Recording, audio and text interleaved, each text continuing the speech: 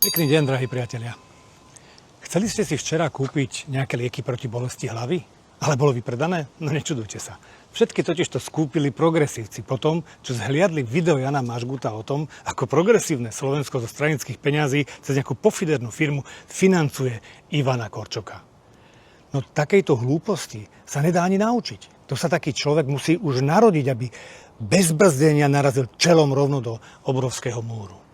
Spomínate si, ako ešte prednedávnom všetci členovia Progresívneho Slovenska povinne museli urobiť video, aby sa pohoršovali nad tým, ako Smer platí svoju reklamnú agentúru, ktorá má na starosti všetky podujatia, vzdelávacie aktivity a volebné kampane, na čele ktorej stojí Michal Fico? A kde sú dnes?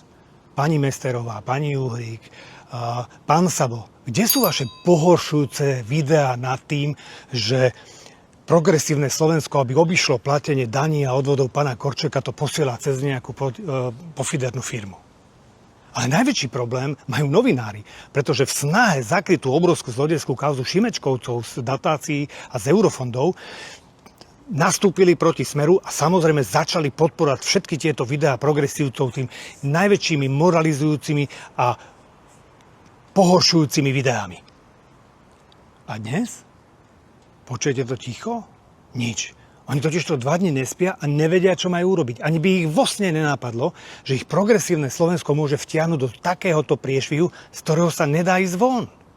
To už sa nedá hrať, že my vlastne sme nezávislí a v podstate píšeme o všetkom a kritizujeme každého. Dnes dokonca sa rozhadali aktuality s nadáciou Zastavme korupciu, ktorá to kritizovala, teda lebo však si uvedomovala, že to predtým kritizovala v Smere, tak to nemôže urobiť inak. No ale aktuality, bože, len to nie, len nie kritizovať progresívne Slovensko.